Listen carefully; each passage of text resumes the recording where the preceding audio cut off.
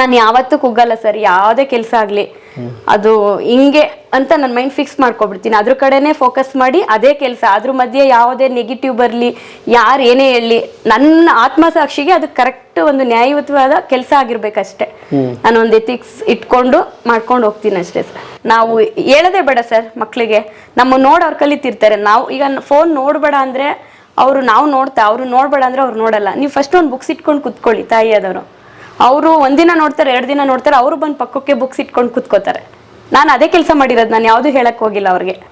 ಸಣ್ಣ ರೈತರಿಗಾದ್ರೂ ಅನುಕೂಲ ಆಗ್ಲಿ, ನಿಮಗೆ ಬಂದು ನೇರವಾಗಿ ಕೊಡ್ಬೇಕಂದ್ರೆ ಏನ್ ಹೇಗೆ ಕೊಡ್ಬೇಕು? ನಮ್ಗೆ ಏನಿಲ್ಲ ಅಂದ್ರೂ ಒಂದು 50-100 kg ಬೇಕಾಗುತ್ತೆ ಸರ್. ಏನು?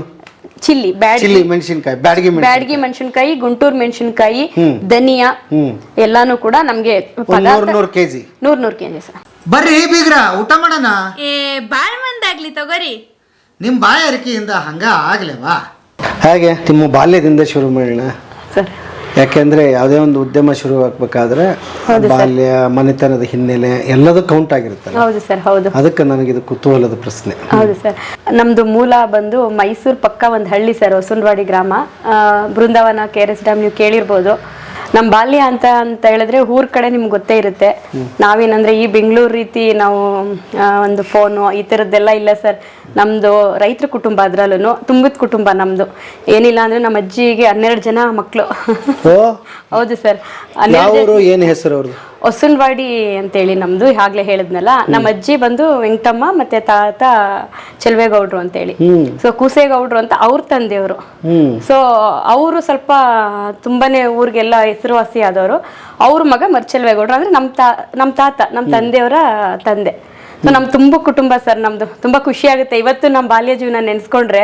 ತುಂಬಾನೇ ಖುಷಿ ಇದೆ, ತುಂಬಾ ನೆನ್ಪುಗಳಿದೆ. ಅದು ಹೇಳಕ್ಕಾಗಲ್ಲ ಸರ್, ಅಷ್ಟು ಒಂದು ಜಾಯಿಂಟ್ ಫ್ಯಾಮಿಲಿಲಿ ನಾವು ಹುಟ್ಟಿ ಬೆಳೆದಿದ್ದು. ಸೊ ಈಗ ಬ್ಯಾಂಗ್ಳೂರಲ್ಲಿ ನಿಮ್ಗೆ ಗೊತ್ತಲ್ಲ, ಸೊ ಈ ರೀತಿ ಸಿಂಗಲ್ ಆಗಿ ಇರಬೇಕಾದಂತ ಒಂದು ಪರಿಸ್ಥಿತಿ. ಓಕೆ, ಏನ್ ಓದ್ತೀರಿ? ನಿಮ್ ತಂದೆ ತಾಯಿ ಏನ್ ಮಾಡ್ತಿದ್ರು? ಸರ್ ನಮ್ಮ ತಂದೆ ಬಂದು ರೈತರೇ, ಆಗ್ಲೇ ಹೇಳಿದೆ. ರೈತರ ಕುಟುಂಬನೇ, ವ್ಯವಸಾಯ ಮಾಡ್ತಿದ್ರು. ಭತ್ತ ಬೆಳೀತಾರೆ ಸರ್ ಆ ಕಡೆ ಎಲ್ಲ.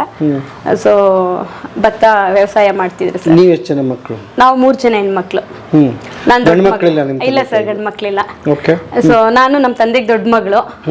ಇನ್ನೊಬ್ಳು ಮದ್ವೆ ಆಗಿದೆ, ಇಲ್ಲೇ ಬೆಂಗಳೂರಲ್ಲಿ ಇದ್ದಾಳೆ. ಅವಳು ಕೂಡ ಚಿಕ್ಕವಳು, ಇವಾಗ ನೋಡ್ತಾ ಇದೀವಿ, ಜಾಬ್ ಅಲ್ಲಿ ಇದ್ದಾಳೆ ಸರ್ ಅವಳು, ಪ್ರೈವೇಟ್ ಕಂಪ್ನಿನಲ್ಲಿ. ನಿಮ್ಮೂರಲ್ಲಿ ಸ್ಕೂಲು ಕಾಲೇಜುಗಳದೆಲ್ಲ ಇತ್ತು ಸರ್. ನಾವು ಓದಿದ್ದೆಲ್ಲ ಗೌರ್ಮೆಂಟ್ ಸ್ಕೂಲೇನೆ ಎಲ್ಲಾರು ಕೂಡ. ಇಲ್ಲ, ನನ್ನ ತಂಗಿ ಅಷ್ಟೊತ್ತಾಗ್ಲೇ ಪ್ರೈವೇಟ್ ಅಲ್ಲಿ ಹಾಕಿದ್ರು, ನಾನು ಮಾತ್ರ ಗೌರ್ಮೆಂಟ್ ಸ್ಕೂಲು. ನಮ್ಮ ಚಿಕ್ಕ ತಂಗಿನೂ ಕೂಡ ಅವಳು ಗೌರ್ಮೆಂಟ್ ಸ್ಕೂಲಲ್ಲೇ ಓದಿದ್ದು.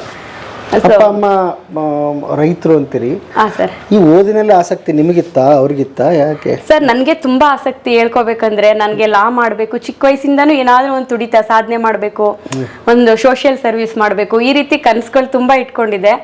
ಆದ್ರೆ ಹೆಣ್ಮಕ್ಳು ಅಂತ ಹೇಳಿದ್ರೆ ಊರ್ ಕಡೆ ಈಗ ಅದು ಕಡಿಮೆ ಆಗಿದೆ, ಇಲ್ಲ ಅಂತಲ್ಲ. ಬಟ್ ಅವಾಗೆಲ್ಲ ಏನಂದ್ರೆ ಜವಾಬ್ದಾರಿ ಕಳ್ಕೊಂಡ್ ಬಿಡ್ಬೇಕು, ಆ ರೀತಿ ಮದುವೆ ಮಾಡ್ಬಿಡ್ಬೇಕು. ಸೊ ನಮ್ಮ ತಂದೆ ತಾಯಿ ಏನಂದ್ರೆ ತುಂಬಾ ಅನ್ಎಜುಕೇಟೆಡ್ ಅನ್ನೋಕ್ಕಾಗಲ್ಲ. ಆದ್ರೆ ಅವರು ಅವತ್ತಿನ ಪರಿಸ್ಥಿತಿಗೆ ಇಲ್ಲ ನಾನು ಓದಿಸ್ತೀನಿ ಆ ರೀತಿನೂ ಅವ್ರು ಧೈರ್ಯ ಮಾಡಕ್ ಆಗ್ತಿರ್ಲಿಲ್ಲ. ಸೊ ಆ ರೀತಿ ಪಾಪ ಅವ್ರು ಸಪೋರ್ಟ್ ಮಾಡ್ತಿದ್ರು, ಇಲ್ಲ ಅಂತಲ್ಲ, ಅವ್ರ ಕೈಲಾದಷ್ಟು. ಬಟ್ ಅವಾಗ ಅಷ್ಟು ಅವ್ರಿಗೆ ನಾಲೆಡ್ಜ್ ಇಲ್ಲ ಸರ್, ಓದಿಸ್ಬೇಕು ಮಾಡ್ಬೇಕನ್ನಂಥದ್ದು. ಆದ್ರೂ ಕೂಡ ಒಂದು ಡಿಗ್ರಿ ಮಾಡ್ಕೊಂಡು ಫಸ್ಟ್ ಇಯರ್ ಡಿಗ್ರಿ ಆಗ್ತಿದ್ದಂಗೆ ನನ್ನ ಮದ್ವೆ ಆಯ್ತು. ಬಟ್ ನನ್ನ ತಂಗಿರಿಬ್ರು ಓದ್ಕೊಂಡ್ರು. ನನ್ ದೊಡ್ಡ ಮಗಳಂತ ಬೇಗ ಮದ್ವೆ ಮಾಡ್ಬಿಟ್ರು ಸರ್. ಬಟ್ ದೊಡ್ಡ ಮಗಳು ಹೆಚ್ಚು ಕಡಿಮೆ 2ನೇ ತಾಯಿ ಅಂತಾರೆ. ಹೌದು ಸರ್, ಹೌದು. ದೊಡ್ಡ ಜವಾಬ್ದಾರಿ ಇರ್ತದೆ. ಖಂಡಿತ ಸರ್. ಹೇಗೆ ಅದನ್ನೆಲ್ಲ ನಿಭಾಯಿಸ್ತೀರಿ? ಖಂಡಿತ ಸರ್. ದೊಡ್ಡ ಮಗಳು ಅಂತ ಹೇಳಿದ್ರೆ ತಂದೆಗೆ ಕೆಲವೊಂದ್ಸಲ ಮಗಳು ಅನ್ಕೊಂಡ್ಬಿಡ್ತಾರೆ. ಇವತ್ತು ಸರ್ ನೀವು ನಂಬಲ್ಲ, ನಮ್ಮ ತಂದೆ ಆಗ್ಲಿ ತಾಯಿ ಆಗ್ಲಿ ನನ್ನನ್ನ ಕೇಳಿ ನಾನು ಅವ್ರ ಮಗಳು ನೋಡಿದ್ರೆ, ಆದ್ರೆ ನನ್ನನ್ನು ಕೇಳದೆ ಅವ್ರೇನು ಮಾಡೋದೇ ಇಲ್ಲ. ಸೊ ಅಷ್ಟು ನನ್ನನ್ನ ನಂಬಿದಾರೆ ಸರ್. ನನ್ನ ತಂಗಿರು ಅಷ್ಟೇನೆ. ಸೊ ಅಂದ್ರೆ ಅವ್ರಿಗೇನು ಗೊತ್ತಿಲ್ಲ ಅಂತಲ್ಲ, ಅಂದ್ರೆ ಅಷ್ಟು ನನ್ನನ್ನು ಅದೊಂದು ಖುಷಿ ಆಗುತ್ತೆ. ನಮ್ಮ ಮನೆಯಲ್ಲಿ ನಮ್ಮ ತಂದೆನೂ ಅಷ್ಟೇ, ಹಿಂಗೆ ಕಣಮ್ಮ ಹಂಗೆ ಕಣಮ್ಮ ಎಲ್ಲ ಹೇಳಿ ಮಾಡ್ತಾರೆ, ಅಂದ್ರೆ ಮಕ್ಳಿಗೂ ತಿಳಿಸಿ ಮಾಡ್ತಾರೆ. ಸೊ ಅದೇನಾಯ್ತು, ನಮಗೆ ಚಿಕ್ಕ ವಯಸ್ಸಿಂದ ಅವ್ರು ಆ ರೀತಿ ನಮ್ಮನ್ನ ಬೆಳೆಸೋದ್ರಿಂದ, ಅದರಲ್ಲೂ ನನ್ನನ್ನು ಸರ್, ನಮ್ಮ ತಂಗಿ ಇಬ್ರು ಕೂಡ ಯಾವುದಕ್ಕೂ ಇನ್ವಾಲ್ವ್ ಆಗ್ತಿರ್ಲಿಲ್ಲ. ನಾನು ದೊಡ್ಡ ಮಗಳಾಗಿರೋದ್ರಿಂದ ಎಲ್ಲ ಕಡೆ ಕರ್ಕೊಂಡು ಹೋಗೋರು, ಸಿಟಿಗೆ ಹೋಗ್ತಿದ್ವಿ. ನಮ್ಮಮ್ಮ ಏನಾದರೂ ಮನೆ ಸಾಮಾನು ತಗೋ ಬರಕ್ಕೆ ಹೋದ್ರೆ ಅಲ್ಲೂ ಹೋಗ್ತಿದ್ವಿ. ಹಂಗಾಗಿ ನನಗೆ ಸ್ವಲ್ಪ ಚಿಕ್ಕ ವಯಸ್ಸಿಂದನೇ ಎಲ್ಲ ತಿಳ್ಕೊಳ್ಳೋಕ್ಕೆ ಅನುಕೂಲ ಆಯಿತು ಅಂತ ಹೇಳ್ಬೋದು ಸರ್. ಓಕೆ, ಈ ಪ್ರಶ್ನೆ ಯಾಕೆ ಕೇಳ್ತಾ ಇದ್ದೀನಿ ಅಂದರೆ, ಇವತ್ತಿಗೆ ಎಲ್ಲಿಗೆ ಬಂದು ನಿಂತಿದ್ದೀವಿ ಅಂತಂದರೆ, ಹೌದು ಸರ್. ಗಂಡ ಹೆಂಡತಿ ಮಸ್ಟ್ ದುಡಿಲೇಬೇಕು, ಹೌದು. ಮಕ್ಕಳು ಒಂದು ಏಜಿಗೆ ಬಂದ ತಕ್ಷಣ ಅವ್ರಿಗೆ ನೌಕರಿ ಸಿಗಬೇಕು ಅಂದ್ರೇ ಜೀವನ ನಡೆಯುತ್ತೆ ಅನ್ನೋ ಪರಿಸ್ಥಿತಿ ಈಗ ಬಂದಿದ್ದೀವಿ. ಈಗ ಹೇಳಿ, ನಿಮ್ಮ ತಂದೆ ತಾಯಿ ಹೇಗೆ ನಿಮ್ಮನ್ನು 3 ಜನನು ತಮ್ಮ ಸಂಸಾರನೂ ಸಾಗಿಸ್ಕೊಂಡು ನಿಮ್ಮನ್ನು ಓದಿಸಿ ಹೇಗೆ ಸಂಸಾರ ನಿಮ್ಮ ತಾಯಿ ತೂಗಿಸ್ತಿದ್ರು? ಖಂಡಿತ ಸರ್. ಒಂದು ನಾನು ಹೇಳಲೇಬೇಕು, ನಮ್ಮ ತಂದೆ ತಾಯಿ ತುಂಬಾ ಸ್ಟ್ರಾಂಗು. ಅವರು ಹೊರಗಡೆ ಪ್ರಪಂಚಕ್ಕಿಂತ ಅದೆಲ್ಲ ಏನು ತಲೆ ಕೆಡ್ಸ್ಕೊತಿರ್ಲಿಲ್ಲ. ಸೊ ನಮ್ಮ ಬಗ್ಗೆ ಕಾಳಜಿ ಆಗಿರ್ಬೋದು, ನಮ್ಗೆ ಹೇಳ್ದಂಥ ಒಂದು ಜೀವನದ ಪಾಠಗಳು ಅಂದರೆ ಅವ್ರು ಯಾವತ್ತೂ ನಮಗೆ ಕುಣಿಸ್ಕೊಂಡು ಹೇಳಿಲ್ಲ. ಅವರ ಒಂದು ಜೀವನ ಶೈಲಿನೇ ನಮಗೆ ಆದರ್ಶ ಆಯಿತು ಅಂತ ಹೇಳ್ಬೋದು. ನಾನು ಆಗಲೇ ಹೇಳಿದೆ, ನಮ್ಮ ಫ್ಯಾಮಿಲಿ ಬಗ್ಗೆ ಪರಿಚಯ ಮಾಡ್ಕೊಬೇಕಾದ್ರೆ ನಾನು ಇದೆಲ್ಲ ಮಾಡಾದ್ಮೇಲೆ ಒಂದಷ್ಟು ಹೆಸರು ಬಂದಮೇಲೆ ನಮ್ಮ ಅಮ್ಮನ ಕೇಳಿದೆ, ಯಾರಾದರೂ ನಮ್ಮ ಫ್ಯಾಮಿಲಿನಲ್ಲಿ ಬಿಸ್ನೆಸ್ ಮಾಡೋರು ಇದ್ರ ಅಮ್ಮ ಆ ಥರ ಎಲ್ಲ. ನಾನು ಕೆಲವೊಂದಷ್ಟು ಇಂಟರ್ವ್ಯೂ ಎಲ್ಲ ಆಗ ಗೊತ್ತಿರಲಿಲ್ಲ ನಾನು. ಸೊ ಅದಕ್ಕೋಸ್ಕರನೇ ಅವ್ರನ್ನ ಕೇಳಿದೆ. ಅವಾಗ ಹೇಳ್ತಿದ್ರು, ನಮ್ಮ ತಾತವರ ತಂದೆ KRS ನಮ್ಮದು ಹೊಸನವಾಡಿ ಗ್ರಾಮ ಏನಿದೆ ಅಲ್ಲಿಂದ ಮೈಸೂರಿಗೆ ಸೌದೆಯನ್ನು ಹೊತ್ಕೊಂಡು ಬಂದು ವ್ಯಾಪಾರ ಮಾಡಿ ಸುಮಾರು ಜಮೀನ ಅವರು ಮಾಡಿದ್ದಾರೆ ಸರ್ ಊರಲ್ಲಿ.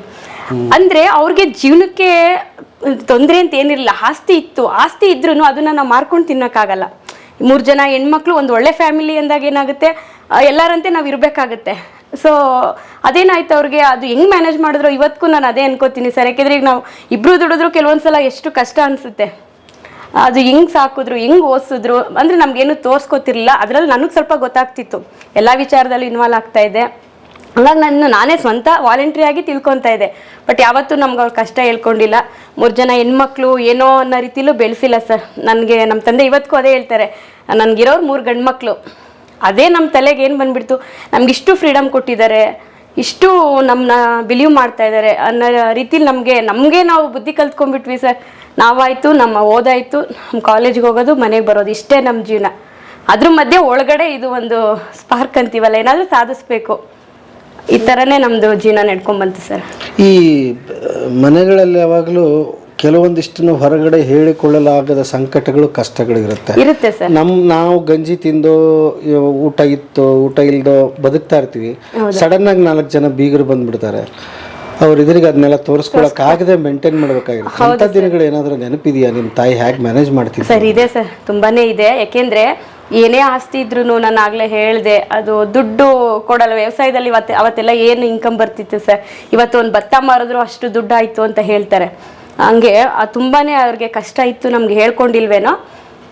ಆದರೆ ಮ್ಯಾನೇಜ್ ಮಾಡ್ತಿದ್ರು ಸರ್. ನಮ್ಮ ತಾಯಿ ತುಂಬ ಸ್ಟ್ರಾಂಗು, ನಮ್ಮ ತಂದೆನೂ ಅಷ್ಟೇ. ಅದರಲ್ಲೂ ನಮ್ಮ ತಾಯಿ ತುಂಬ ಕಾನ್ಫಿಡೆನ್ಸ್ ಲೇಡಿ. ಅವರು ಯಾವತ್ತೂ ಲೈಫಲ್ಲಿ ಕುಗ್ಗಿರೋದಾಗ್ಲಿ ಇದೆಲ್ಲ ನಾನು ನೋಡೇ ಇಲ್ಲ. ನಮ್ಮ ಮುಂದೆ ಅವರು, ನಮ್ಮ ತಂದೆ ತಾಯಿ ಇಬ್ಬರು ಆದರ್ಶವಾಗಿ ಬದುಕಿದ್ದಾರೆ. ಹಂಗಾಗಿ ಅದು ನಮಗೆ ತುಂಬ ಹೆಲ್ಪ್ ಆಯಿತು ಸರ್. ಕಷ್ಟ ಅಂದರೆ ಕಷ್ಟ ಇತ್ತು, ಅದ್ರಲ್ಲಿ ನಮಗೆ ಪ್ಲಸ್ ಪಾಯಿಂಟ್ ಆಯಿತು. ಜೀವನದ ಪಾಠಗಳನ್ನ ನಾವು ನಮ್ಮನೆ 4 ಗೋಡೆ ಮಧ್ಯೆನೇ ನಾವು ಕಲ್ತ್ಕೊಂಡ್ವಿ. ಪ್ರಪಂಚ, ಅದರಲ್ಲಿ ಹೆಣ್ಮಕ್ಳು ಇರೋರ ಮನೆಗಳಲ್ಲಿ ಹೆಂಗಿರುತ್ತೆ ಏನು. ಸೊ ಅದರಿಂದ ನನಗೊಂದು ಛಲ ಹುಡ್ತು ಅಂತಲೇ ಹೇಳ್ಬೋದು. ಅಂದರೆ ಅಂಥ ಒಂದು ಕೆಟ್ಟದ ವಾತಾವರಣ, ಯಾವುದೇ ರೀತಿ ಮಾತುಗಳು ನಮಗೆ ಚಿಕ್ಕ ವಯಸ್ಸಲ್ಲಿ ಬಿದ್ದಿಲ್ಲ. ಮೇ ಬಿ ಇಲ್ಲೊಂದು ನನಗೆ ಕಿವಿಗೆ ಬಂದಿತ್ತು. ನಾನೇನು ಅನ್ಕೋತಾ ಇದ್ದೆ ಅಂದರೆ, ಚಿಕ್ಕ ವಯಸ್ಸಿಂದ ದೊಡ್ಡವಳಾದಮೇಲೆ ನನ್ನ ಒಬ್ಬ ಗಂಡ್ಮಗು ಹೆಂಗೆ ಸಂಸಾರನ ದೂಗಿಸ್ತಾನೆ, ಸೊ ಅದೇ ರೀತಿ ನಾನು ಕೂಡ ಜೀವನದಲ್ಲಿ ಸಾಧನೆ ಮಾಡಬೇಕು. ನಮ್ಮ ತಂದೆ ತಾಯಿಗೆ ಯಾವುದೇ ರೀತಿ ನಮಗೆ ಗಂಡ್ಮಕ್ಳಿಲ್ಲಪ್ಪ, ನಮ್ಮ ನೋಡ್ಕೊಳ್ಳೋರಿಲ್ಲ ಅನ್ನೋ ಯಾವುದೇ ಒಂದು ಕೊರತೆ ಬರಬಾರ್ದು ಅನ್ನೋ ಚಿಕ್ಕ ವಯಸ್ಸಿಂದನೇ ನಾನು ತಲೆಗೆ ಹಾಕೊಂಡ್ಬಿಟ್ಟೆ ಸರ್. ನಮ್ಮ ತಂಗಿರು ಅಷ್ಟೇ, ಅವರು, ನಾನು ಅದೇ ಅಂತೀನಿ, ತಂಗಿರಂತ ನಾನು ಯಾವತ್ತೂ ಅಂದ್ಕೊಂಡಿಲ್ಲ. ನನ್ನ ಮಕ್ಕಳು ರೀತಿನೇ ಇವತ್ತಿಗೂ ಅವರು ಅಷ್ಟೇ ಸರ್. ಒಂದು ಡ್ರೆಸ್ಸು ಅಂದರೆ ನೋಡು ಇದು ಚೆನ್ನಾಗಿದೆಯಾ ತಗೊಳ್ಳ, ಅಷ್ಟು ನನ್ನನ್ನು ಇದು ಮಾಡ್ತಾರೆ. ಅಮ್ಮ ಥರ, ನಮ್ಮ ಅಮ್ಮನ ಬಿಟ್ಟರೆ ನನ್ನನ್ನು ತಾಯಿ ಥರ ನೋಡ್ತಾರೆ. ಹಾಗಾಗಿ ಅವ್ರಿಗೆ ಅಣ್ಣನ ರೀತಿ ಇರ್ಬೇಕು ನಾನು. ಮನೆ ಅಂದರೆ ಬರೀ ಊಟದ್ದೊಂದೇ ಅಂತಲ್ಲ, ಬೇಕಾದಷ್ಟು ಬೇರೆ ಬೇರೆ ಥರದ ಖರ್ಚುಗಳು ಬರುತ್ತೆ. ನಿಮ್ಮ ಮದುವೆ ಇತ್ತು, ಸಾಲ್ 3 ಮದುವೆ ಮಾಡಿದ್ರು, ಹೇಗೆ ಅದಕ್ಕೆಲ್ಲ ತಯಾರಾಗಿದ್ರು ಅವಾಗ ಅಂತ? ಸರ್ ಅದೇನೆ, ಸ್ವಲ್ಪ ಅದು ಜಮೀನು ಸ್ವಲ್ಪ ಕೊಟ್ಟಿದ್ದಾರೆ ಆ ಟೈಮಲ್ಲಿ. ಅದು ಇವಾಗ ಒಂದು ಒಳ್ಳೆ ರೀತಿಲೂ ಮದುವೆ ಮಾಡಿಕೊಟ್ಟಿದ್ದಾರೆ ಸರ್ ನಮ್ಮನ್ನ. 3 ಜನ ಇದ್ರೂ ಕೂಡ ಒಂದು ಟೈಮ್ಗೆ ಏನು ಮಾಡಬೇಕು, ಚಿನ್ನ ಆಗಲಿ, ಒಂದೊಳ್ಳೆ ಚಿತ್ರದಲ್ಲಿ ಮದುವೆ, ಈ ರೀತಿ ಎಲ್ಲ ಮಾಡಿ ಕೊಟ್ಟಿದ್ದಾರೆ. ಆದರೂ ಸ್ವಲ್ಪ ಒಂಚೂರು ಏನೋ ಜಮೀನು ಬಂದಿರ್ಬೋದು, ಒಂದು ಸ್ವಲ್ಪ ಕಳೆದಿದ್ದಾರೆ. ಹೆಣ್ಮಕ್ಳಂತ ಏನೋ ಅವರು ಕಳ್ಕೊಂಡಿಲ್ಲ. ಆದರೆ ಅವರು ಕಷ್ಟಪಟ್ಟು, ತುಂಬ ಕಷ್ಟಪಟ್ಟು ಮಾಡಿದ್ದಾರೆ ಸರ್, 2 ಹೆಣ್ಮಕ್ಳದು.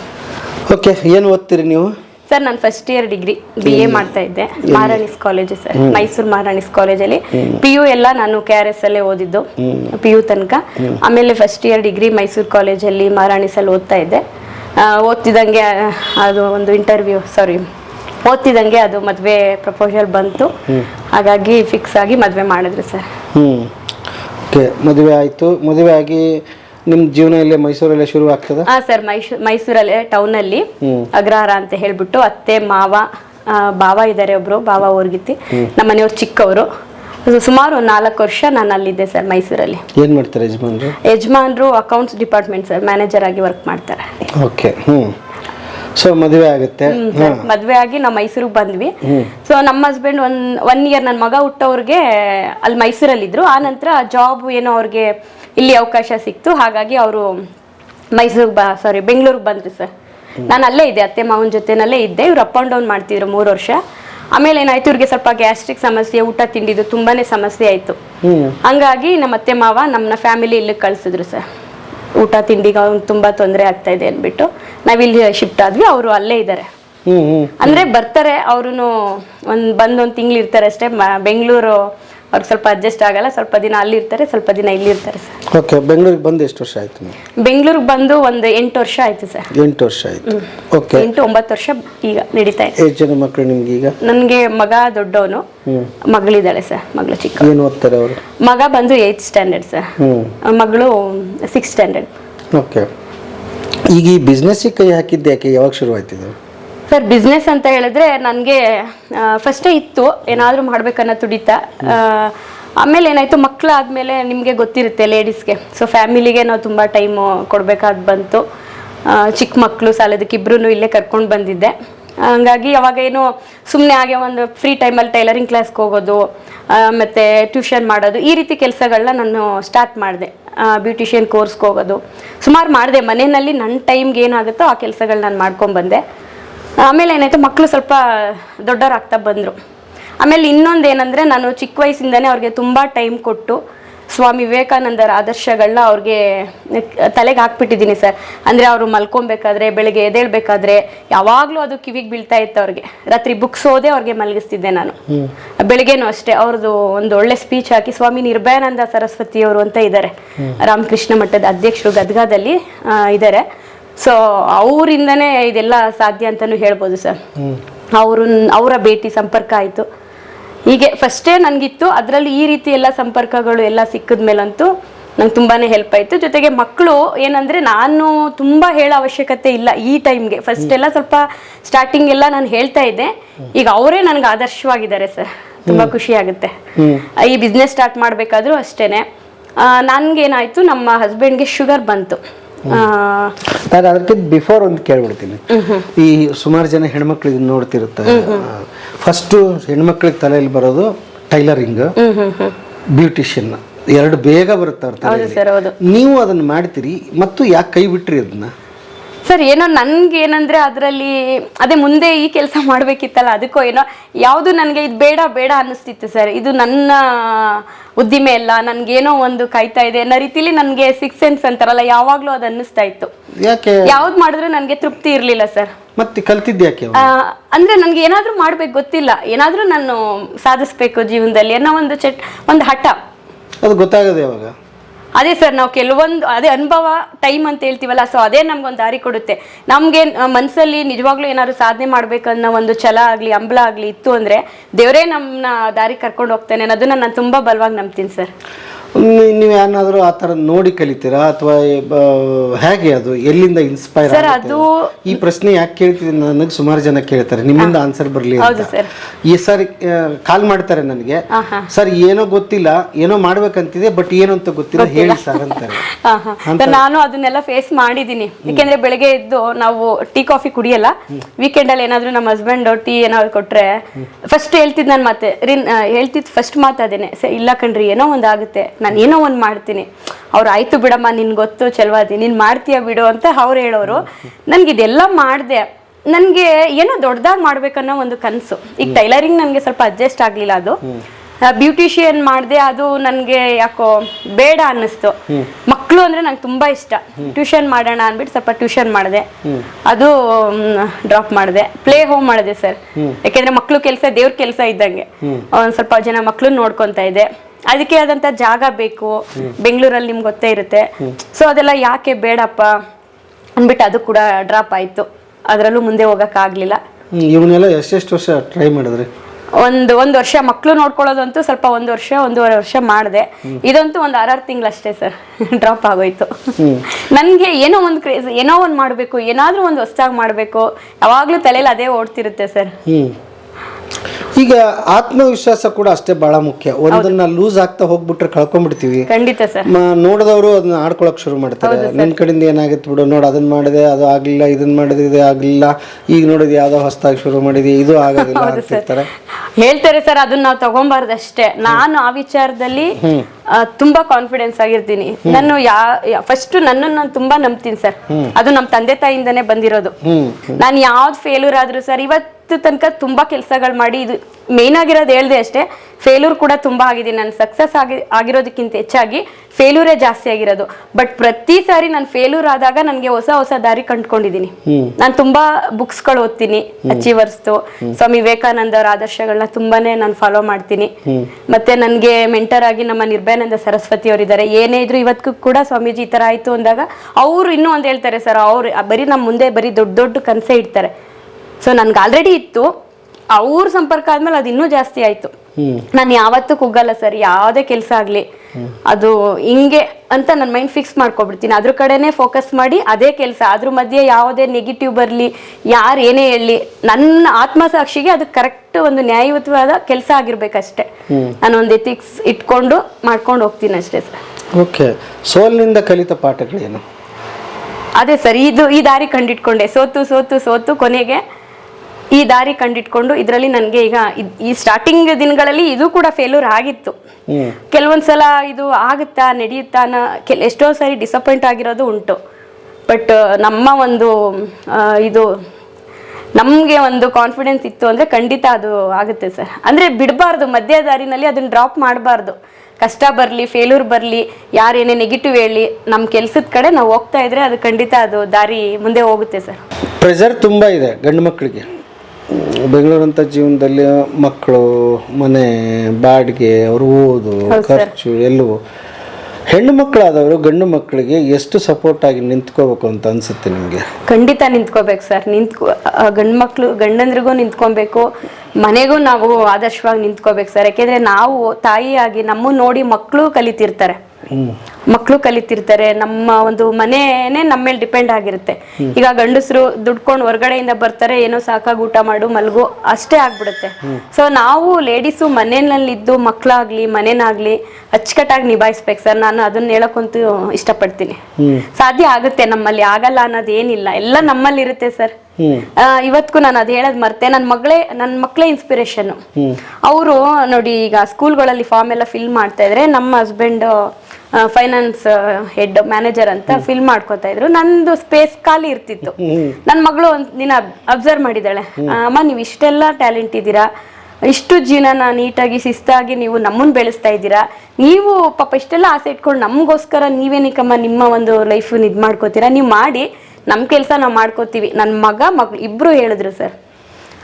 ಅವತ್ತು ನನಗೆ ಮೊದಲೇ ಆಸೆ ಒಳಗೆ ಸ್ಪಾರ್ಕ್ ಏನಾದ್ರು ಸಾಧಿಸ್ಬೇಕನ್ನ ಅಂಬ್ಲ, ಅಯ್ಯೋ ಮಕ್ಕಳು ಈ ಥರ ಹೇಳ್ಬಿಟ್ರಲ್ಲ ಅಂತ ನಾನು ಅವತ್ತು ರೆಕ್ಕೆ ಬಿಚ್ಚದಂಗೆ ಆಗೋಯ್ತು ಸರ್. ಇಷ್ಟು ನನ್ನ ಮಕ್ಕಳು ಹೇಳಷ್ಟು ಬೆಳೆದಿದ್ದಾರೆ, ಅವ್ರ ಕೆಲಸ ಅವ್ರು ಮಾಡ್ಕೋತಾರೆ ಬಿಡು. ನನ್ನ ಮಗ ಹಾಸ್ಟೆಲ್ಗೆ ಹೋಗೋದಕ್ಕೂ ಅವನೇ ಕಾರಣ. ಅವನು ಅಮ್ಮ ನಿಮ್ ಬಿಟ್ಟು ಹೋಗಲ್ಲಪ್ಪ, ನಿಮ್ ಬಿಟ್ಟು ಹೋಗಲ್ಲ ಅಂತಿದ್ದವನು. ಹಿಂಗೆ ಯಾವುದೋ ಒಂದು ಫಂಕ್ಷನ್ ಅಲ್ಲಿ ನಮ್ಮ ಬಾವನ ಮಗ ಅಲ್ಲಿ ಅಪಾಯಿಂಟ್ ಆಗಿದ್ದಾನೆ ಮಂಗಳೂರಲ್ಲಿ. ಒಂದು ಸ್ಕೂಲ್ ಬಗ್ಗೆ ಮಾತಾಡ್ತಾ ಇದ್ದ, ಅದು ಅವ್ನ ಕಿವಿ ಕೇಳಿಸ್ಕೊಂಡಿದ್ದಾನೆ ಒಂದು. ಆಮೇಲೆ ನನ್ನದು ಎಲ್ಲ ನೋಡ್ತಿದ್ದ ಕೆಲಸಗಳು ಎಲ್ಲ. ಕೊನೆಗೆ ಒಂದಿನ ಬಂದು ಅವನೇ ಹೇಳ್ದ, ಅಮ್ಮ ನೀವು ಅಪ್ಪನಿಗೆ ಹೇಳಿ ನಾನು ಹಾಸ್ಟೆಲ್ಗೆ ಹೋಗ್ತೀನಿ, ಒಂದು ಒಳ್ಳೆ ಗುರುಕುಲ ಸಿಸ್ಟಮು ಅಣ್ಣ ಹೇಳ್ತಿದ್ರಲ್ಲ ಅವತ್ತು, ನಂಗೆ ಒಳ್ಳೆ ಎಜುಕೇಷನ್ ಇರಬೇಕಮ್ಮ, ಎಲ್ಲ ರೀತಿಯಲ್ಲಿ ನಾನು ಕಲಿಬೇಕು ಅಂತ ಒಂದು ವಾತಾವರಣದಲ್ಲಿ ನನಗೆ ಸೇರಿಸಿ ನಾನು ಹೋಗ್ತೀನಮ್ಮ ಅಂದ. ನಾನು ಸ್ಟಾರ್ಟಿಂಗ್ ಸ್ವಲ್ಪ ಶಾಕ್ ಆಯ್ತು. ಯಾಕೆಂದ್ರೆ ತಾಯಿ ಅಂದ್ರೆ ಗೊತ್ತೇ ಇರುತ್ತೆ, ಅದರಲ್ಲೂ ಸ್ವಲ್ಪ ತಂದೆ ರಫ್ ಆಗಿ ಬೆಳೆಸಿದ್ರು ನಾವೇನೇ ಸ್ಟ್ರಾಂಗ್ ಅಂದ್ರೆ ಎಲ್ಲೋ ಒಂದ್ ಕಡೆ ಮಕ್ಕಳು ಅಂದಾಗ ನಾವು ಸ್ವಲ್ಪ ಸಾಫ್ಟ್ ಆಗ್ಬಿಡ್ತೀವಿ. ಆಗ ನನ್ಗೆ ಶಾಕ್ ಆಯ್ತು, ಹಿಂಗೆ ಹೇಳ್ತಿದ್ದಾನಲ್ಲ ಅಂದ್ಬಿಟ್ಟು ನಮ್ಮ ಹಸ್ಬೆಂಡ್ಗೆ ಹೇಳ್ದೆ. ಆವಾಗ ಅವರು ಅಲ್ಲಿ ಮಂಗಳೂರಲ್ಲಿ ಅಡ್ಮಿಷನ್ ಮಾಡಿದ್ರು. ಇವತ್ತಿಗೂ ಅಷ್ಟೇ ಸರ್, ನಾನು ಫೋನ್ ಮಾಡಿದ್ರೆ ಅವನನ್ನ ನಾನು ವಿಚಾರಿಸ್ಕೊಂಡೋ ಅವ್ನು ನನ್ನ ಇನ್ನು ವಿಚಾರಿಸ್ಕೊಂಡೋ ಅನ್ನೋದೇ ನನ್ಗೆ ಗೊತ್ತಾಗಲ್ಲ. ಅಮ್ಮ ನೀವು ಅಳಬೇಡಿ, ಅವನು ಒಂದೇ ಕಂಡೀಷನ್ ಹೇಳ್ದ, ನೀವು ಅಪ್ಪ ಅಳಬಾರ್ದು, ಹಂಗಿದ್ರೆ ನಾನು ಹಾಸ್ಟೆಲ್ಗೆ ಹೋಗ್ತೀನಮ್ಮ. ಅದು ಒಂದು ಆ ಲೋಗ್ ಹಂಗೆ ಇದಾನೆ ಸರ್, ಬೇರೆಯವ್ರನ್ನ ಇನ್ಸ್ಪೈರ್ ಮಾಡ್ಬಿಟ್ಟಿದ್ದಾನೆ. ಅಳ್ತಿದ್ ಮಕ್ಳನ್ನ ಅವ್ರ ಪೇರೆಂಟ್ಸ್ ನನಗೆ ಫೋನ್ ಮಾಡ್ತಾರೆ, ಅಯ್ಯೋ ನಿಮ್ಮ ಮಗ ಯಾವ್ದೋ ಬುಕ್ಸ್ ಕೊಟ್ಟಿದ್ದಾನೆ ಸ್ವಾಮಿ ವಿವೇಕಾನಂದ ಅವ್ರದ್ದು ಎಲ್ಲ ಹೇಳಿ, ಈಗ ಅವ್ನು ಇರ್ತೀನಿ ಅಮ್ಮ ಅಂತ ಹೇಳಿದ್ದಾನೆ, ತುಂಬಾ ಖುಷಿ ಆಯ್ತು, ಹೆಲ್ಪ್ ಆಯ್ತು, ಥ್ಯಾಂಕ್ಸ್ ಅಂತ ಹೇಳಿ, ತುಂಬಾ ಚೆನ್ನಾಗಿ ಬೆಳೆಸಿದ್ದೀರಾ ಅಂದಾಗ ಎಷ್ಟು ಖುಷಿ ಆಗ್ಬೋದು ನಮ್ಗೆ. ಅವ್ರನ್ನು ಚೇಂಜ್ ಮಾಡಿ ಇವಾಗ ಓದ್ತಾ ಇದ್ದಾನೆ ಸರ್, ಚೆನ್ನಾಗಿ ಓದ್ತಾ ಇದ್ದಾನೆ. ಬಟ್ ಎಲ್ರಿಗೂ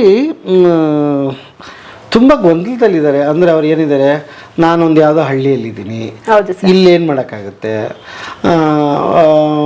ಯಾರು ತಗೋತಾರೆ ನನ್ನ ಪ್ರಾಡಕ್ಟ್ ಅನ್ನೋದಿದೆ. ಅಂಥವ್ರಿಗೆ ಏನು ಹೇಳ್ತೀರಿ ಸರ್? ಖಂಡಿತ ಹಂಗೆ ಅನ್ಕೊಳ್ಳೇಬಾರ್ದು, ಅದು ನಮ್ಮ ಭ್ರಮೆ ಅಷ್ಟೇ. ನಾವು ಒಂದು ನ್ಯಾಯ ನೀತಿ ಇಟ್ಕೊಂಡು ಸತ್ಯದ ದಾರಿಯಲ್ಲಿ ಕೆಲಸ ಪ್ರಯತ್ನ ಮಾಡಿಕೊಂಡು ಹಾರ್ಡ್ ವರ್ಕ್ ಅಂತ ಹೇಳ್ಬೋದು, ಇಲ್ಲ ಸ್ಮಾರ್ಟ್ ಗೊತ್ತಿಲ್ಲ, ಬಟ್ ಹಾರ್ಡ್ ವರ್ಕ್ ಮಾಡ್ತಾ ನಾವು ಪ್ರಯತ್ನ ಮಾಡ್ತಾನೆ ಇರಬೇಕು. ಮಧ್ಯದಲ್ಲಿ ನಾನಾಗ್ಲೇ ಹೇಳ್ದೆ, ಕೈ ಬಿಡಬಾರ್ದು ಅಷ್ಟೇ. ದೇವ್ರನ್ನ ನಂಬಿ ಒಂದು ಒಳ್ಳೆ ರೀತಿಲಿ ಹೋಯ್ತು ಅಂದ್ರೆ ಅದು ಯಾವುದು ಆಗಲ್ಲ ಅನ್ನೋದು ಇಲ್ವೇ ಇಲ್ಲ ಸರ್. ನಂದು ಅದೊಂದು ಯಾವುದನ್ನು ಫಸ್ಟು ನಂಗೆ ಗೊತ್ತಿಲ್ಲ ಅನ್ನೋ ಕೆಲಸ ನಾನು ಹಂಗೆ ಅನ್ಕೊಳ್ಳಲ್ಲ. ಆಯ್ತು ಕಲಿಯೋಣ, ಅದ್ರಲ್ಲೇನಿದೆ, ಆ ರೀತಿ ಯೋಚನೆ ಮಾಡ್ತೀನಿ. ಆಗಲ್ಲ, ನಾವ್ ಹಳ್ಳಿಲಿದೀವಿ, ನಾವ್ ಅಲ್ಲಿದೀವಿ, ಅದೆಲ್ಲ ವಿಷಯನೇ ಅಲ್ಲ ಸರ್. ಫಸ್ಟ್ ಇಲ್ಲಿಗೆ ತಗೋಬೇಕಷ್ಟೇ, ಆಗತ್ತೆ, ನಾವು ಮಾಡ್ತೀವಿ. ನಮ್ಮನ್ನ ನಾವು ನಂಬಬೇಕು, ಒಂದು ಶಿಸ್ತಾಗಿ ನಮ್ಮ ಜೀವನನ ತಗೊಂಡು ಹೋಗ್ಬೇಕು, ಕೆಲಸ ಮಾಡ್ಬೇಕಷ್ಟೇ ಸರ್. ಆಮೇಲೆ ಇನ್ನೊಂದು ಆಪಾದನೆ ಇದೆ ಅವ್ರದ್ದು, ನಮ್ಮ ಮನೆಗೆ ನನಗೆ ಯಾರು ಸಪೋರ್ಟ್ ಮಾಡಲ್ಲ. ಇದು ಕಾಮನ್ ವರ್ಡ್ ಅವರು. ಹೌದು ಸರ್, ಸಪೋರ್ಟ್ ನಿಜಕ್ಕೂ ಅದು ಎಲ್ಲಿಂದ ಅಂದರೆ ಇವ್ರು ರೆಡಿ ಆಗಿರಲ್ವಾ, ಅಥವಾ ಇನ್ನೊಬ್ಬರ ಮೇಲೆ ಅದು ಹೇಗೆ ಏನದು ಸರ್? ಫಸ್ಟ್ ನಾವು ರೆಡಿ ಇರಬೇಕು. ಸ್ಟಾರ್ಟಿಂಗು ಈಗ ನನ್ಗೆ ಈ ವಾತಾವರಣ ಇದೆ ಅಂತ ಎಲ್ಲಾ ಮನೆಗಳಲ್ಲೂ ಪಾಪ ಇರುತ್ತೆ ಅಂತಾನು ಹೇಳಕ್ಕಾಗಲ್ಲ, ನಾವು ಅದನ್ನು ಯೋಚನೆ ಮಾಡ್ಬೇಕಾಗುತ್ತೆ. ಆದ್ರೆ ಆ ವಾತಾವರಣನ ಚೇಂಜ್ ಮಾಡ್ಕೊಳ್ಳೋ ಸಾಮರ್ಥ್ಯ ನಮ್ಮಲ್ಲಿ ಇರುತ್ತೆ. ಈ ಸ್ಟಾರ್ಟಿಂಗ್ ಅಂತಾರೆ, ಅಯ್ಯೋ ಇವಳು ಏನೋ ಹೇಳ್ತಾ ಇದ್ದಾಳೆ, ಇವಳ ಕೈಲಾಗುತ್ತಾ ಎಲ್ಲ, ಈಗ ಮಿಲೇಟೆ, ಅಯ್ಯೋ ಎಲ್ಲಾ ಮಾಡ್ತಾರೆ, ಈಗ ತುಂಬಾ ಗಲ್ಲಿಗೊಬ್ರಿದ್ದಾರೆ ಅನ್ನೋದು ಮಾತು ಹೇಳ್ತಿರ್ತಾರೆ. ಯಾಕೆ ಆಗ್ತಾ ಇಲ್ಲ? ನಾನು ಮಾಡ್ತಾ ಇದ್ದೀನಲ್ಲ, 200 kg ನಾನು ಸೇಲ್ ಮಾಡ್ತಿದ್ದೀನಲ್ಲ. ಅದೇ ಸರ್, ಅದೆಲ್ಲ ನಾವು ವಿಷಯ ಅದು ತಗೊಳ್ಳೇಬಾರ್ದು, ಅದು ಮಾತ್ಕು ಹೇಳ್ಕೋಬಾರ್ದು. ಸಪೋರ್ಟ್ ಮಾಡಲ್ಲ, ಶುರು ಮಾಡ್ಬಿಡ್ಬೇಕು. ಶುರು ಮಾಡ್ಬೇಕು, ಅವ್ರಿಗೆ ನಂಬಿಕೆ ಬರ್ಸ್ಬೇಕು ನಮ್ ಸುತ್ತ ಇರೋರ್ಗೆ. ಈಗ ನಮ್ಮ ಒಂದು ಜೀವನ ಶೈಲಿ ಕರೆಕ್ಟ್ ಆಗಿದ್ದು ಅವ್ರು ಗುರುತಿಸ್ತಾರೆ ಸರ್. ಅದನ್ನ ನಾವ್ ಅನ್ಕೋತೀವಿ. ಈಗ ಎಂತವ್ರು ಕೂಡ ಒಂದೆರಡು ಕೇಸು ಆಗದೆ ಇರ್ಬೋದು, ಒಪ್ಕೊಳ್ಳೋಣ, ಅದು ಅವರ ಒಂದು ಪರಿಸ್ಥಿತಿ ಆ ತರ ಇರ್ಬೋದು. ಎಲ್ಲ ಆ ತರ ಆಗಲ್ಲ. ಫಸ್ಟ್ ನಮ್ಮಲ್ಲಿ ಇರುತ್ತೆ, ನಮ್ಗಿದ್ರೆ ಅದನ್ನ ನಾವು ಮಾಡಕ್ಕಾಗೋದು. ಸೊ ನಾವು ಕೆಲಸ ಮಾಡ್ತಾ ಮಾಡ್ತಾ ಅವರಲ್ಲಿ ನಂಬಿಕೆ ಬಂದಾಗ ಅವರೇ ಸಪೋರ್ಟ್ ಮಾಡ್ತಾರೆ. ಸ್ಟಾರ್ಟಿಂಗ್ 1-2 ದಿನ ಹೇಳ್ತಾರೇನೋ, ಆಮೇಲೆ ಅವ್ರಿಗೆ ಗೊತ್ತಾಗುತ್ತೆ, ಓ ಇಲ್ಲ ಇವಳು ಏನೋ ಮಾಡ್ತಾ ಇದ್ದಾಳೆ, ಏನೋ ಆಗುತ್ತೆ ಅನ್ನೋದು ಅವ್ರಿಗೆ ಗೊತ್ತಾಗಿ ಅವ್ರು ಸಪೋರ್ಟ್ ಮಾಡ್ತಾರೆ. ಬೇಗ ಎದ್ದಾಗಿಂದ ಹಿಡ್ದು ಸಂಜೆವರೆಗೆ ಏನ್ ಮಾಡ್ತೀವಿ ಅದ್ರ ಮೇಲೆ ನಮ್ಮ ಜೀವನ ರೂಪವಾಗ್ತಾ ಹೋಗುತ್ತೆ. ಹೆಂಗೆ ಅಂದ್ರೆ, ಈಗ ನಾವು ನೋಡಿ 8 ಗಂಟೆಗೆ ಎದ್ದು 12 ಗಂಟೆ ತನಕ ಕೆಲಸನೂ ಮಾಡ್ಬೋದು. ಬೆಳಗಿನ ಜಾವ 4:15 ಅಥವಾ 5 ಗಂಟೆಗೆ ಎದ್ದು 8 ಗಂಟೆಗೆಲ್ಲ ಮನೆ ಕೆಲಸ ಮುಗಿಸ್ಕೋಬಹುದು. ಆ ಥರ ಕೆಲಸ ಮುಗಿಸಿ ಬೇರೆ ಕಡೆ ನಾವು ಕೆಲಸ ಮಾಡಿದಾಗ ಅತ್ತೆನೂ ಬೇಡ ಅನ್ನಲ್ಲ, ಗಂಡನೂ ಬೇಡ ಅನ್ನಲ್ಲ, ಯಾರೂ ಬೇಡ ಅನ್ನಲ್ಲ. ನಾವು ಫೋನ್ ನೋಡ್ಕೊಂಡು ಏನೋ ಲೇಟಾಗಿ ಹೇಳೋದು, ಏನೋ ಒಂದು ಮಾಡೋದು, ಅದರಿಂದ ನಮ್ಗೆ ಏನೂ ಸಿಗಲ್ಲ. ನಮ್ಮ ಮಕ್ಳಿಗೂ ನಾವೇನೋ ಆದರ್ಶವಾಗಿರೋಕ್ಕಾಗಲ್ಲ. ಫಸ್ಟ್ ನಮ್ಮನ್ನು ನಾವು ಬದಲಾಯಿಸ್ಕೋಬೇಕು. ಫಸ್ಟು ನಾವು ಹೇಳೋದೇ ಬೇಡ ಸರ್ ಮಕ್ಕಳಿಗೆ. ನಮ್ಮ ನೋಡಿ ಅವ್ರು ಕಲಿತಿರ್ತಾರೆ. ನಾವು ಈಗ ಫೋನ್ ನೋಡಬೇಡ ಅಂದರೆ ನಾವು ಅವ್ರು ನೋಡಬೇಡ ಅಂದರೆ ಅವ್ರು ನೋಡಲ್ಲ. ನೀವು ಫಸ್ಟ್ ಒಂದು ಬುಕ್ಸ್ ಇಟ್ಕೊಂಡು ಕುತ್ಕೊಳ್ಳಿ. ತಾಯಿ ಆದವರು ಅವರು ಒಂದಿನ ನೋಡ್ತಾರೆ, 2 ದಿನ ನೋಡ್ತಾರೆ, ಅವರು ಬಂದು ಪಕ್ಕಕ್ಕೆ ಬುಕ್ಸ್ ಇಟ್ಕೊಂಡು ಕುತ್ಕೋತಾರೆ. ನಾನು ಅದೇ ಕೆಲಸ ಮಾಡಿರೋದು, ನಾನು ಯಾವುದು ಹೇಳಕ್ ಹೋಗಿಲ್ಲ ಅವ್ರಿಗೆ. ಈ ದುಡಿಯೋ ಇದರಲ್ಲಿ ಗಂಡ ಹೆಂಡತಿ ಮಕ್ಕಳನ್ನ ನೆಗ್ಲೆಕ್ಟ್ ಮಾಡ್ತೀವಿ. ಹೌದು ಸರ್, ತುಂಬಾ ಒಳ್ಳೆ ಪಾಯಿಂಟ್ ಅದು. ಹೌದು. ನೀವು ಹೇಗೆ ಮಕ್ಕಳಿಗೆ ಟೈಮ್ ಕೊಟ್ರಿ ಮತ್ತು ಹೇಗೆ ಇಷ್ಟೊತ್ತು ಹೇಳ್ತಿದ್ರಿ ಅವ್ರ ಬಗ್ಗೆ, ಹೇಗೆ ಸಾಧ್ಯ ಆಯ್ತು? ಹೌದು ಸರ್, ಅಂದ್ರೆ ನಾನು ಆಗ್ಲೇ ಹೇಳಿದ್ನಲ್ಲ ಸರ್ ಪಾಯಿಂಟ್, ಸ್ಟಾರ್ಟಿಂಗು ಸ್ವಲ್ಪ ಈಗ ಗಿಡ ಬೆಳಿಬೇಕಾದ್ರೆ ನೀರು ಗೊಬ್ಬರ ಎಲ್ಲ ಹಾಕಿ ಸ್ಟ್ರೈಟ್ ಆಗಿ ಅದು ಸ್ವಲ್ಪ ಬಂತು ಅಂದ್ರೆ ಅದು ಹಂಗೆ ಹೋಗುತ್ತೆ ಸರ್. ನಾವು ಅದರಲ್ಲೂ ಇವಾಗ ಸೈಂಟಿಫಿಕ್ ಆಗೂ ಇದೆ. ಹೊಟ್ಟೆ ಒಳಗಿದ್ದಾಗಲೇ ನಾವು ಅರ್ಧ, ಈಗ ಅಭಿಮನ್ಯು ಹೊಟ್ಟೆ ಒಳಗಿದ್ದಾಗಲೇ ಅರ್ಧ ಚಕ್ರವ್ಯೂಹ ಒಳಗಡೆ ಹೋಗೋದು ಕಲ್ತಿದ್ರು, ಹೊರಗಡೆ ಬರೋದು ಅವ್ರಿಗೆ ಗೊತ್ತಿಲ್ಲ, ಕೃಷ್ಣ ಪರಮಾತ್ಮ ಹೇಳಿದ್ದು ಅಂತ ಹೇಳ್ತಾರೆ. ಹಾಗೆ ಅರ್ಧ ನಾವು ಅಲ್ಲೇ ಕೊಡ್ಬೇಕಾಗುತ್ತೆ. ಸೊ ಇವಾಗ ಆ ಒಂದು ಸ್ಟೇಜಲ್ಲಿರೋ ಹೆಣ್ಮಕ್ಳಿಗೂ ಇದು ಯೂಸ್ ಆಗ್ಬೋದು. ನಾವು ಏನು ಯೋಚನೆ ಮಾಡ್ತೀವಿ, ಏನು ಆಹಾರ ತಿಂತೀವಿ, ಯಾವುದ್ರ ಬಗ್ಗೆ ನಮ್ಮ ಒಂದು ಸಮಯನ ನಾವು ಕಳೀತಿರ್ತೀವಿ, ನಮ್ಮ ಹುಟ್ಟೋ ಮಕ್ಕಳು ಅದೇ ರೀತಿ ಇರ್ತಾರೆ ಅಂತ ಹೇಳ್ತಾರೆ. ಹಾಗೆ ಹೊಟ್ಟೆ ಒಳಗೆ ಇದ್ದಾಗಲೇ ಅರ್ಧ ಅದು ಕಲಿಸ್ಬೋದು. ಅಟ್ಲೀಸ್ಟ್ ಹೊರಗಡೆ ಬಂದಾಗ್ಲಾರು ನಮ್ಮ ತಾಯಿ ಪ್ರಯತ್ನ ತುಂಬ ಇರುತ್ತೆ. ಕೊಟ್ಬಿಡ್ತು ಸ್ಟಾರ್ಟಿಂಗ್ ಒಂದು 3-5 ವರ್ಷ ನಾವು ಆದರ್ಶವಾಗಿತ್ತು ಅಂದ್ರೆ ಮಕ್ಳಿಗೆ ಹೇಳೋದೇ ಬೇಡ ಸರ್, ಅವರೇ ನಮ್ಗೆ ಹೇಳ್ತಾರೆ. ಈಗ ನನ್ನ ಮಗಳು ಅದು ಬೋರ್ಡ್ ಹಾಕೊಂಡಿದ್ದಾಳೆ, ಅದು ಮಾಡ್ತಾಳೆ, ನಾವು ಅಟ್ಲೀಸ್ಟ್ ಅವ್ಳ ತಲೆಗೆ ಬಂದಿದೆಯಲ್ಲ, ತುಂಬಾ ಖುಷಿ ಆಗುತ್ತೆ. ನೀವು ಹೇಳ್ತಾ ಇರೋದು ನಮ್ಮ ದುಡಿತದ ಸಾರ್ಥಕ ಕ್ಷಣಗಳು ನಮ್ಮ ಮಕ್ಕಳಲ್ಲಿ, ನಮ್ಮ ಜೀವನದಲ್ಲಿ ಕಾಣ್ಬೇಕು ನಾವು ಅದನ್ನ. ಕಾಣ್ಬೇಕು. ಟೈಮು ಅಂದ್ರೆ ಸ್ಟಾರ್ಟಿಂಗು ಕೊಡ್ಬೇಕು. ಅಟ್ಲೀಸ್ಟ್ ಮಲ್ಕೊಬೇಕಾದ್ರೆ 10 ನಿಮಿಷ ಸರ್ ಒಂದ್ ಒಳ್ಳೆ ಬುಕ್ಸ್ ನಾವು ಜೋರಾಗಿ ಓದಿದ್ರೆ ಅವ್ರ ಕಿವಿಗೆ ಬೀಳುತ್ತಾ, ಅವ್ರು ಓದ್ಲಿಲ್ಲ ಅಂದ್ರೂ ಒಂದೆರಡು ಸ್ಕೂಲ್ಗೆ ಹೋಗ್ಬೇಕಾದ್ರೆ ಒಳ್ಳೆ ಮಾತು, ಇವತ್ತೊಂದ್ ದಿನ ಒಳ್ಳೆ ರೀತಿ ಇರಪ್ಪ, ಬಂದಾಗ ಯಾವ್ದೇ ರೀತಿ ನೀನು ಸುಳ್ಳು ಹೇಳಿಲ್ವಾ, ಈ ರೀತಿ ಸತ್ಯವಾಗಿರ್ಬೇಕು, ಈ ರೀತಿ ಒಂದೆರಡು ಒಳ್ಳೆ ಆದರ್ಶಗಳನ್ನ ಅವ್ರ ಕಿವಿಲಿ ಹಾಕ್ತಾ ಬಂದ್ರೆ, ಬಿತ್ತುತ್ತಾ ಬಂದ್ರೆ ಅದು ಗಿಡ ಮರ ಆಗುತ್ತೆ ಸರ್. ಓಕೆ, ಈಗ ಉದ್ಯಮಿ ಆಗಿರೋದಕ್ಕೆ ಒಂದಿಷ್ಟು ಪ್ರಶ್ನೆಗಳು. ಉಳಿತಾಯನ ಮತ್ತು ನಿಮ್ಮ ಬಿಸ್ನೆಸ್ ಎರಡು, ಒಂದು ನೀವು ಮತ್ತೆ ಮತ್ತೆ ತಿರ್ಗಾ ನೀವು ಉದ್ಯಮಕ್ಕೆ ಹಾಕಬೇಕಾಗಿದೆ ಮತ್ತು ಅದನ್ನು ಮುಂದುವರಿಸಬೇಕಾಗಿದೆ, ದೊಡ್ಡದು ಹೌದು ಮಾಡಬೇಕಾಗಿದೆ. ಸರ್. ಹೇಗೆ ಇದ್ರ ಕ್ರಮ ಹೇಗೆ ಕೈಕೊತ್ತೀರಿ ಉಳಿತಾಯ? ಸರ್ ಇದು ನಮ್ಮ ಹಸ್ಬೆಂಡ್ ಸಪೋರ್ಟ್ ಮಾಡ್ತಾರೆ. ಒಂದು ಇವತ್ತು ನಾನೇನು ಇದರಿಂದ ನಾನು ಇನ್ಕಮ್ ಮಾಡ್ಕೋತಾ ಇಲ್ಲ ಸರ್, ನಾನು ಆಗ್ಲೇ ಹೇಳ್ದಾಗೆ. ಅದನ್ನ ಯಾಕೆಂದ್ರೆ ಅದು ಅವಶ್ಯಕತೆ ಬರ್ತಾ ಇದೆ, ಅದು ಡಿಮ್ಯಾಂಡ್ ಮಾಡ್ತಾ ಇದೆ. ಹಾಗಾಗಿ ನಾನು ದುಡ್ದಿರೋದನ್ನ ನಾನು ಈಗ ರಾ ಮೆಟೀರಿಯಲ್ ತರಬೇಕಿರುತ್ತೆ, ಮತ್ತೆ ಇವಾಗ ವರ್ಕರ್ ಇದ್ದಾರೆ ಅವ್ರು ಕೊಡ್ಬೇಕಿರುತ್ತೆ. ಅದಕ್ಕೆ ಮ್ಯಾನೇಜ್ ಆಗ್ತಾ ಇದೆ, ಉಳ್ಕೊಳ್ಳುತ್ತೆ ಇಲ್ಲ ಅಂತಲ್ಲ. ಅದನ್ನ ನೆಕ್ಸ್ಟ್ ನಾನು ಇವಾಗ ನಾನು ಸೆಟಪ್ ಮಾಡಬೇಕು, ಅದ್ರ ಬಗ್ಗೆ ಎಲ್ಲ.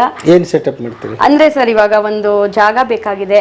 ಇವಾಗ ಕಿಚನ್ ಅಲ್ಲಿ ಮಾಡಿದೆ, ಅಲ್ಲಿ ರೆಂಟೆಡ್ ಪ್ಲೇಸ್ಗೆ ಹೋದ್ವಿ. ಈಗ ಫ್ಲೋರ್ ಮಿಲ್ಗೆಲ್ಲ ನಾವು ಅಲ್ಲೇ ಪಕ್ಕದಲ್ಲೇ, ಪಾಪ ಅವರೇ ತಂದು ಮಾಡ್ಕೊಡ್ತಾರೆ, ಪಕ್ಕದಲ್ಲೇ ಇದೆ. ಅದಕ್ಕೆಲ್ಲ ನಾವು ಟೈಮು ತುಂಬ ಇಂಪಾರ್ಟೆಂಟ್ ಆಗುತ್ತೆ. ಆಮೇಲೆ ಹೈಜೀನ್ ಇನ್ನೂ ನೀಟಾಗಿ ನಾನು ಮೇಂಟೈನ್ ಮಾಡ್ಬೇಕು ಸರ್. ತುಂಬ ಜನ ನನ್ನನ್ನು ನಂಬಿ ಫುಡ್ ಐಟಮು, ಹೆಲ್ತ್ ಮಿಕ್ಸ್ ಒಂದೇ ಅಲ್ಲ, ಸುಮಾರು ನಾನು ಹೇಳ್ದಂಗೆ ಎಲ್ಲ ಪ್ರಾಡಕ್ಟು ಹೋಗ್ತಾ ಇದೆ. ನನ್ನನ್ನು ನಂಬಿ ನಾನು ಹೇಳ್ತಾ ಇದ್ದಾರೆ ಅನ್ನೋ ರೀತಿಲಿ ತಗೊಂಡು ಅವರು ಪಾಪ ಇದು ಮಾಡ್ತಾ ಇದ್ದಾರೆ. ಸೊ ಆ ರೀತಿ ತಿನ್ನೋ ವಿಚಾರ ನಮ್ಮನ್ನು ನಂಬಿ ಅವರು ತಗೊತಾ ಇದ್ದಾರೆ ಅಂದರೆ ಅದು ನಾವು ತುಂಬಾನೇ, ನಾವು ಹೆಂಗೆ ನಾವು ಮನೆಯಲ್ಲಿ ಮೇಂಟೈನ್ ಮಾಡ್ತೀವಿ ಅದೇ ರೀತಿ ನಾವು ತುಂಬಾ ಫಾಲೋ ಮಾಡಬೇಕಾಗುತ್ತೆ ಸರ್. ಹಾಗಾಗಿ ಅದರದೇ ಆದಂಥ ಕೆಲಸಗಳು ನಡೀತಾ ಇದೆ. ನೆಕ್ಸ್ಟು ಒಂದೊಳ್ಳೆ ಜಾಗದಲ್ಲಿ ಮಿಷಿನರಿಗಳು ಏನೇನು ಅದಕ್ಕೆ ಅವಶ್ಯಕತೆ ಇದೆಯೋ ಎಲ್ಲಾನು ಸೆಟಪ್ ಮಾಡೋ ಕಡೆ ಕೆಲಸ ಮಾಡ್ತಾ ಇದೀವಿ ಸರ್. ಲೋನಿಗೆ ಏನಾದರೂ ನೀವು ಪ್ರಯತ್ನ ಪಟ್ಟು? ಮುದ್ರಾ ಲೋನ್ಗೆ ಹೋಗ್ಬೇಕು ಅನ್ಕೊಂಡಿದ್ದೀವಿ ಸರ್. GST ಇದೆಲ್ಲ ಆಗಿದೆ. ನೆಕ್ಸ್ಟ್ ವಿಜಯದಶಮಿಗೆ ಪೂಜೆ ಮಾಡ್ಬೇಕಂತಾನು ಅನ್ಕೊಂಡಿದೀನಿ. ನನ್ಗೇನು ಆವತ್ತೊಂದು ದಿನ ತುಂಬಾ ವಿಶೇಷ, ನಾನ್ ಚಾಮುಂಡೇಶ್ವರಿ ಭಕ್ತೆ. ಸೊ ಆ ತಾಯಿ ಕೊಟ್ಟಿರೋ ಕೆಲಸ ಇದು, ನಿಷ್ಠೆಯಿಂದ ಮಾಡ್ತಾ ಇದ್ದೀನಿ. ಅವತ್ತೊಂದು ದಿನನೇ ಪೂಜೆ ಮಾಡೋಣ. ತುಂಬಾ ಆಸೆ ಇದೆ ಸರ್, ನನ್ನ ಕಸ್ಟಮರ್ ಎಲ್ಲ ಸೇರಿಸ್ಬೇಕು, ಅದು ತುಂಬಾನೇ ಆಸೆ ಇದೆ. ನಾನು ಇದರಿಂದ ನಾನು ದುಡ್ಡು ಸಂಪಾದನೆ ಮಾಡ್ತೀನೋ ಬಿಡ್ತೀನೋ, ಒಂದಷ್ಟು ಜನಕ್ಕೆ ಇವ್ರಿದ್ರು ಚೈತ್ರ ಅಂತೇಳಿ ಒಳ್ಳೆ ಕೆಲಸ ಮಾಡ್ತಿದ್ರಪ್ಪ, ಒಂದು ನಮ್ಮ ಹೆಸರನ್ನ ಉಳಿಸ್ಬೇಕು ಅನ್ನೋದು ತುಂಬಾನೇ ಇದೆ. ಲೆಕ್ಕ ಮಾಡಿಡ್ತಾ ಇದ್ರಿ? ಟರ್ನ್ ಓವರ್ ಏನು ಲೆಕ್ಕ ಪಕ್ಕ ಸಿಗ್ತಾ ಇದೆಯಾ ಹೇಗೆ ಸರ್? ಇವಾಗ 1.5 ಅಂತೂ ಆಗ್ತಾ ಇದೆ. ವೇರಿಯೇಷನ್ ಇರುತ್ತೆ, ಸ್ವಲ್ಪ ಮೇಲೆ ಹೋಗುತ್ತೆ ಒಂದೊಂದ್ಸಲ. ತಿಂಗಳಿಗೆ ಸರ್ 1.5 ಲಕ್ಷ ಆಗ್ತದೆ. ಹೌದು ಸರ್. ಖರ್ಚು ಆಗಿ ಉಳಿತಾಯ ಏನಾಗ್ತದೆ ಅಂದ್ರೆ ಅದೆಲ್ಲ ಹಸ್ಬೆಂಡ್ ನೋಡ್ಕೋತಾರೆ ಸರ್. ನಾನೀಗ ಪ್ರೊಡಕ್ಷನ್ ಅಲ್ಲೇ ನಾನು ಬಿಸಿ ಇರೋದ್ರಿಂದ ಅದೆಲ್ಲ ಅವ್ರಿಗೆ ಅದೇ ಫೀಲ್ಡ್. 1.5 ನೀವು ಇದನ್ನ ವ್ಯವಹಾರದ್ದು ಹೇಳ್ತಾ ಇದೀವಿ.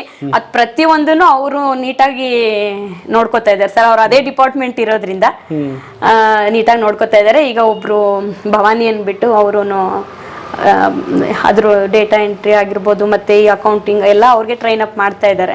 ಈಗ ನೋಡ್ತಾ ಇರ್ತಕ್ಕಂಥವ್ರಿಗೆ ಒಂದು GST ಬೇಕಾ ಇದಕ್ಕೆ? ಹೌದು ಸರ್. ಮತ್ತೇನೇನ್ ಬೇಕು ಇದಕ್ಕೆ? ಲೈಸೆನ್ಸ್ಗೆ GST ಮತ್ತೆ ಮುದ್ರಾ ಲೋನ್ ಬೇಕಾಗುತ್ತೆ ಸರ್.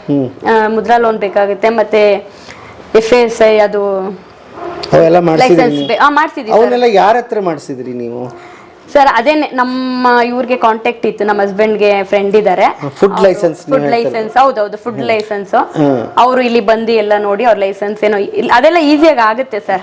ಕ್ವಾಲಿಟಿ ಜೊತೆ ನಿಮ್ ಕಾಂಪಿಟೇಷನ್ ರೇಟ್ ಜೊತೆ ಖಂಡಿತ ಇಲ್ಲ ಸರ್.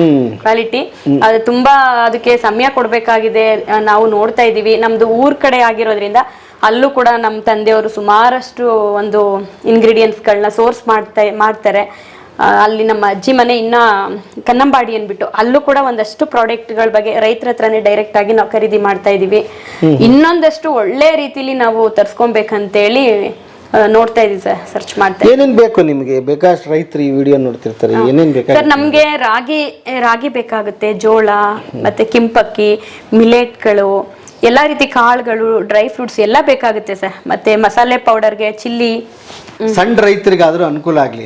ನಿಮಗೆ ಬಂದು ನೇರವಾಗಿ ಕೊಡ್ಬೇಕಂದ್ರೆ ಏನ್ ಹೇಗೆ ಕೊಡ್ಬೇಕು? ನಮ್ಗೆ ಏನಿಲ್ಲ ಅಂದ್ರೂ ಒಂದು 50-100 kg ಬೇಕಾಗುತ್ತೆ ಸರ್. ಏನು ಚಿಲ್ಲಿ ಚಿಲ್ಲಿ ಮೆಣಸಿನಕಾಯಿ, ಬ್ಯಾಡಗಿ ಮೆಣಸಿನಕಾಯಿ, ಗುಂಟೂರು ಮೆಣಸಿನಕಾಯಿ, ಧನಿಯಾ ಎಲ್ಲಾನು ಕೂಡ ನಮ್ಗೆ 100 ಕೆಜಿ 100 ಕೆಜಿ ಸರ್. ಏನು ಗೊತ್ತಾ ಸರ್, ಪದಾರ್ಥ ಚೆನ್ನಾಗಿರ್ಬೇಕು, ಹಾ.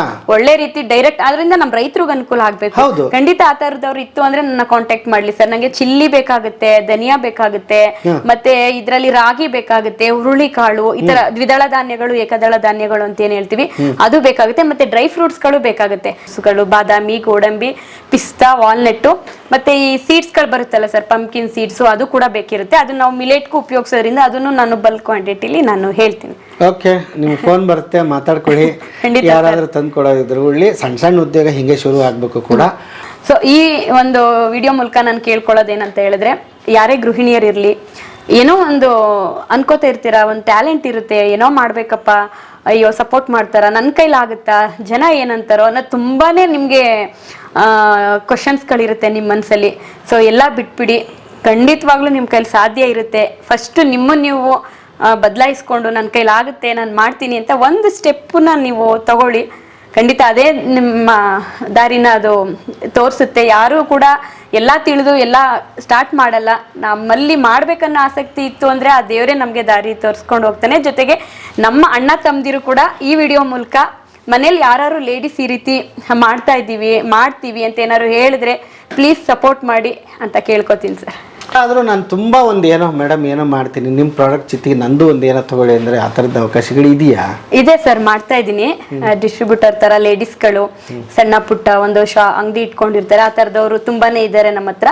ಅವರು ಕಾಂಟ್ಯಾಕ್ಟ್ ಮಾಡ್ತು ಅಂತ ಹೇಳಿದ್ರೆ ಅವ್ರಿಗೆ ಒಂದು ಒಳ್ಳೆ, ನೀವು ಮಾಡಲಾರದ್ದು ಏನೋ ಇರುತ್ತೆ, ಯಾರೋ ಕೇಳ್ತಾರೆ ಮೇಡಮ್ ನಮ್ಮ ಮಾರ್ಕೆಟ್ ಗೊತ್ತಿಲ್ಲ ಕೇಳ್ತಿರ್ತಾರೆ, ಹಿಂಗೆ ಖಂಡಿತ ಸಪೋರ್ಟ್ ಮಾಡ್ತೀನಿ ಸರ್. ನನ್ಗೆ ತುಂಬಾ ಜನ ಇವತ್ತು ಒಂದ್ ದಿನಕ್ಕೆ 1-2-3 ಕಾಲ್ ಮಾಡ್ತಾರೆ.